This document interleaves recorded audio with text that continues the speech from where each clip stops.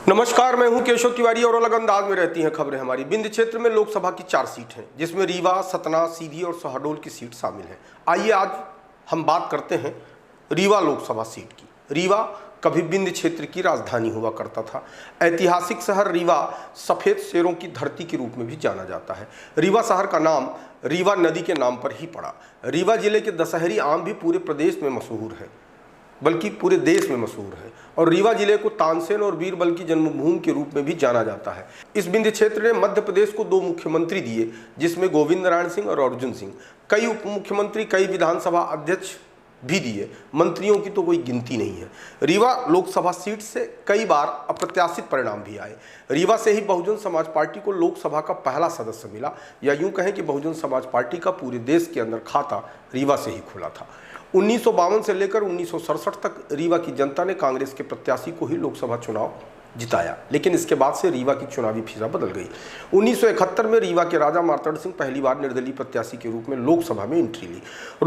Rewa Lok Sabha seat से पहली बार कोई निर्दलीय सांसद निर्वाचित होकर लोकसभा पहुंचा। 1977 के चुनाव में जनता पार्टी की लहर थी। इस चुनाव में जनता पार्टी के प्रत्याशी जमुना प्रसाद शास्त्री चुनाव जीते। जमुना प्रसाद शास्त्री के बारे में आप जानेंगे तो सुनकर दंग रह जाएंगे।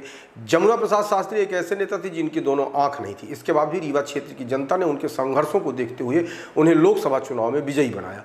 मोरारजी देसाई बहुत दिनों तक सरकार नहीं चला पाए। उसके बाद देश के अंदर चरण सिंह चौधरी प्रधानमंत्री बने, उनकी भी सरकार गिरी। उसके बाद फिर 1980 में चुनाव हुए, जिसमें एक बार पुनः रीवा के राजा मार्तंड सिंह चुनाव जीतने में सफल रहे। 1984 में महाराजा मार्तंड सिंह कांग्रेस प्रत्याशी के रूप में चुनाव लड़े और वह फिर विजयी रहे। 1989 के दौर में एक बार फिर कांग्रेस के विरोध का माहौल पूरे देश में रहा।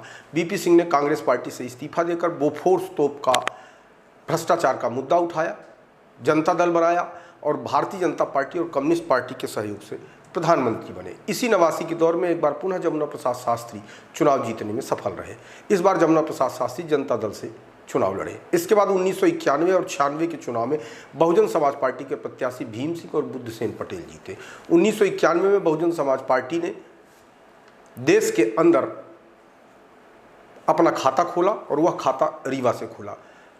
खाता खोलने वाले का नाम भीम सिंह था। 1996 के चुनाव में बहुजन समाज पार्टी ने भीम सिंह की टिकट काट दी और बुद्धसेन पटेल को टिकट दी। 1991 और 96 का जो समय था वह विंध्य क्षेत्र में बहुजन समाज पार्टी के उत्थान का समय था। रीवा जिले से कई विधायक भी बहुजन समाज पार्टी के जीतने में सफल रहे, लेकिन 1998 आते आते बहुजन समाज पार्टी का दौर करीब करीब खत्म होने की दिशा में आ गया। 1998 में भारतीय जनता पार्टी के चंद्रमणि त्रिपाठी लोकसभा चुनाव जीतने में सफल रहे। 1999 में एक बार पुनः लोकसभा चुनाव हुए और इस बार कांग्रेस के प्रत्याशी सुंदरलाल तिवारी चुनाव में जीतने में सफल। सुंदरलाल तिवारी श्रीनिवास तिवारी के बेटे थे और आज की तारीख में त्योंथर क्षेत्र के भाजपा विधायक सिद्धार्थ तिवारी के पिताजी थे। 2004 के चुनाव में भारतीय जनता पार्टी के प्रत्याशी चंद्रमणि त्रिपाठी एक बार पुनः चुनाव जीतने में सफल रहे, लेकिन 2009 के चुनाव में एक बार फिर से बहुजन समाज पार्टी के प्रत्याशी देवराज सिंह पटेल ने बहुजन समाज पार्टी का मध्य प्रदेश में खाता खोल दिया। इसके बाद 2014 में भारतीय जनता पार्टी ने जनार्दन मिश्रा को टिकट दी। जनार्दन मिश्रा पहला चुनाव जीतने में सफल रहे। जनार्दन मिश्रा को भारतीय जनता पार्टी ने 2019 में भी टिकट दिया और जनार्दन मिश्रा दूसरी बार भी भारतीय जनता पार्टी की उम्मीद पर खरे उतरे। इतना ही नहीं, जनार्दन मिश्रा एक बार पुनः 2024 के लोकसभा चुनाव में भी भारतीय जनता पार्टी के प्रत्याशी हैं। उनके विरुद्ध कांग्रेस ने समरिया के विधायक अभय मिश्रा की पत्नी नीलम मिश्रा को टिकट दी है। हालांकि अभय मिश्रा और नीलम मिश्रा दोनों भारतीय जनता पार्टी की टिकट पर समरिया से विधायक रह चुके हैं, लेकिन मध्य प्रदेश के उप मुख्यमंत्री राजेंद्र शुक्ला से उनकी नहीं पटी, जिसकी वजह से अभय मिश्रा कांग्रेस में चले गए।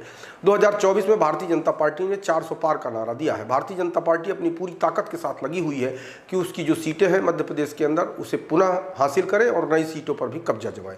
हालांकि रीवा लोकसभा सीट पर कांग्रेस की प्रत्याशी नीलम मिश्रा जनार्दन मिश्रा को कड़ी चुनौती दे रही हैं। अब यह देखना है कि इस प्रतिस्पर्धापूर्ण चुनाव में जीत का सेहरा किसके सर बनता है। आपको हमारी खबरें कैसी लगती हैं कमेंट बॉक्स में आके कमेंट कर सकते हैं, लाइक कर सकते हैं, शेयर कर सकते हैं और यदि आपको हमारी खबरें अच्छी लगती हैं तो विशाल खबर चैनल को सब्सक्राइब कर हमें अपना आशीर्वाद देना न भूलें।